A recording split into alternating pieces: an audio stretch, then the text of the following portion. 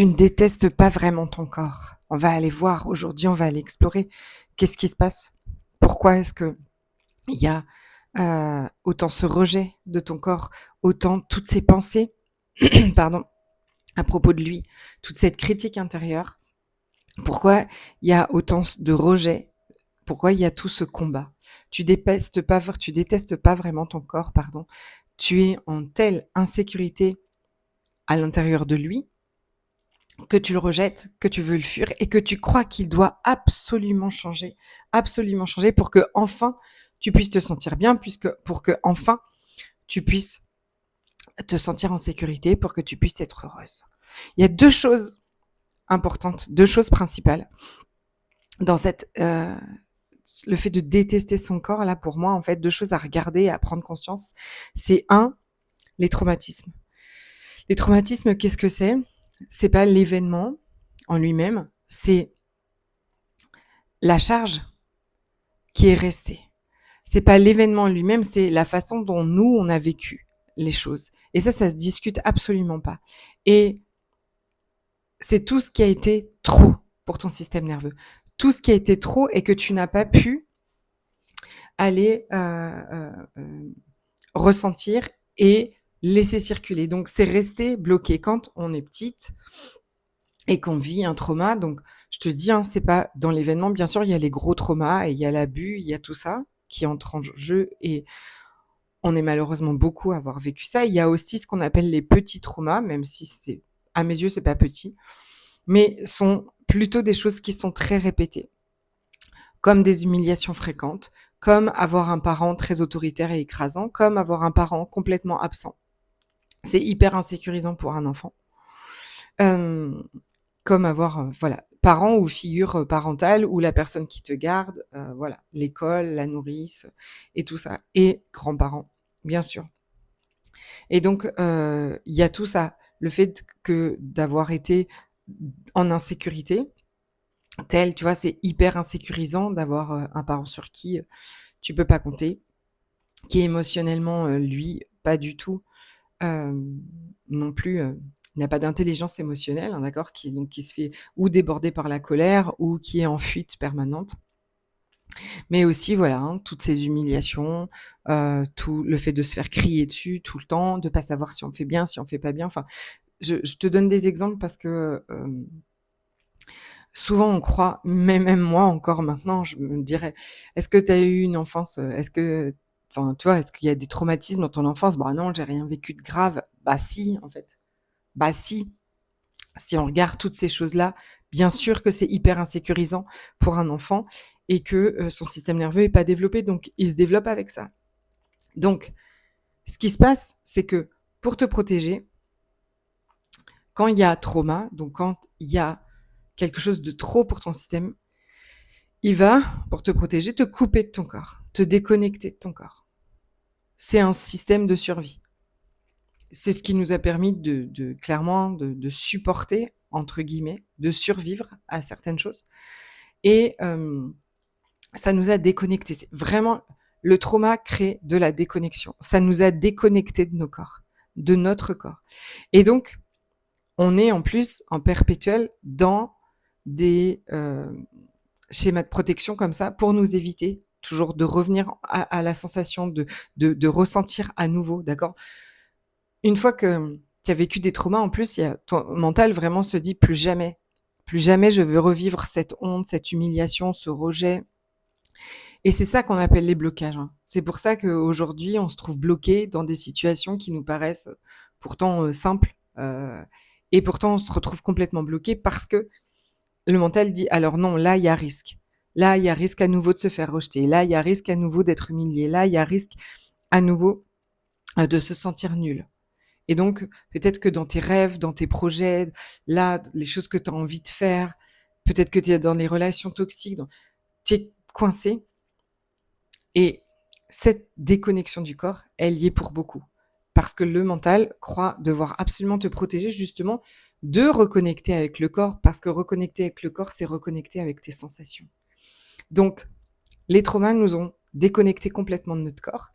Et puis, la deuxième chose aussi, c'est que, bien évidemment, on est en insécurité dans notre corps parce que, je te le dis toujours, mais la société, les femmes comme moi, nées, entre, voilà, les années 80-90, on a été baignées de, heu, vraiment des régimes, du corps qui doit être absolument mince, du taille basse avec, donc aucun bourrelet n'est autorisé.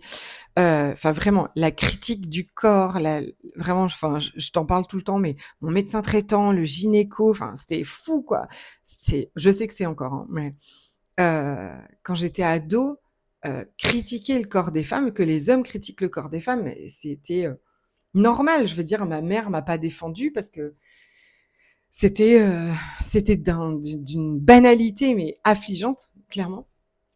Bref, il y a eu tout ça et on était vraiment bercés que, de, régime, régime, régime. Nos mères étaient au régime, on était au régime, on était toutes au régime. Malheureusement, je crois que ça revient en grand enfin je crois pas, je sais que ça revient à fond et c'est horrible et c'est pour ça que je fais ce que je fais. Parce que, voilà et donc quand toute la journée, tu vois, tu en déduis, tu entends que ton corps est pas comme il faut qu'il soit plus mince et clairement, toi et moi sûrement, si on se regarde quand on avait, 20 ans et que enfin moi je me dis: «Waouh!» Je me détestais, archi détestais et j'étais au régime quasi en permanence, alors qu'aujourd'hui je rêverais d'avoir ce corps. C'est comme ça et pour te dire que ça n'était pas une réalité, bien évidemment et donc quand tu entends que pour être comme il faut, pour être valable et puis pour correspondre du coup à tout ce que le monde dit, hein, parce que une de notre, une chose très importante vraiment pour l'humain, c'est de faire partie du groupe, c'est de faire partie de la société, c'est de pas être exclu. D'accord? C'est vraiment mémoire aussi primitive, hein, d'accord? Il faut faire partie du groupe pour survivre. Et donc, le groupe dit, tu dois être plus mince, tu dois maigrir, ton corps ne va pas comme il est. Bien évidemment que toi, bah, tu vas croire, adhérer à toute cette croyance. Tout est fait pour que vraiment tu sois programmé avec ce genre de pensée et de croyance. Tu vas le croire et tu vas tout faire pour qu'il change.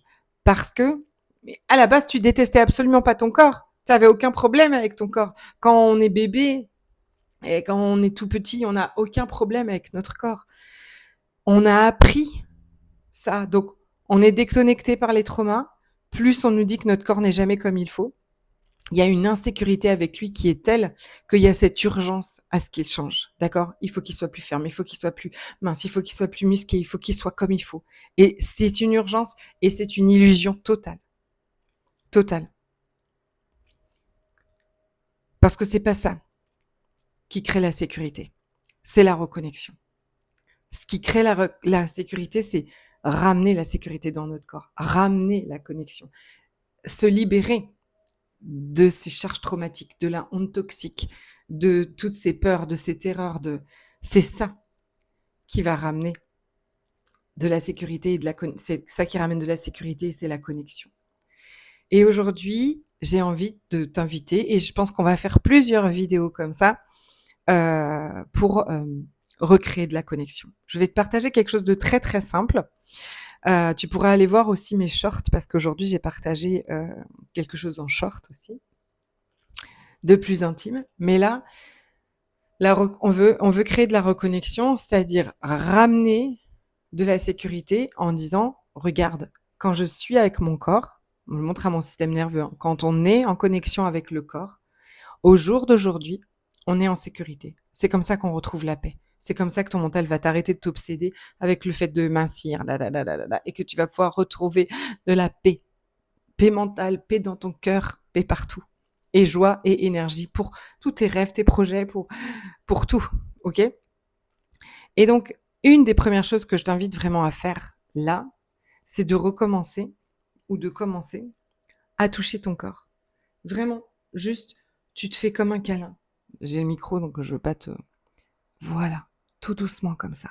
Et même si aujourd'hui, ça te paraît un peu faux, même si aujourd'hui, c'est pas complètement naturel, t'inquiète pas, c'était pas naturel quand j'ai commencé et c'est venu après.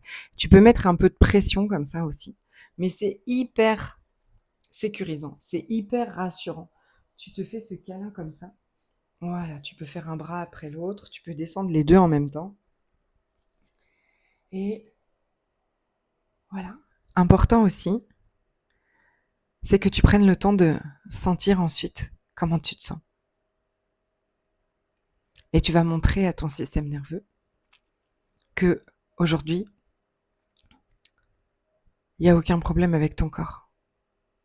Et que toute cette insécurité et donc cette urgence à ce qui change n'est qu'une illusion. Tout va bien aujourd'hui comme tu es. Bien sûr, on va faire d'autres pratiques.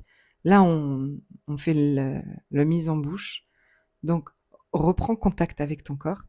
Et puis, je te donne rendez-vous à la prochaine vidéo pour continuer cette exploration de reconnexion à ton corps, parce que tu verras que ta relation avec lui va complètement changer. Si tu veux aussi recevoir un soin énergétique pour commencer à te réconcilier avec lui, il est en audio. Je te le mets en dessous de la vidéo. Je te souhaite une belle journée.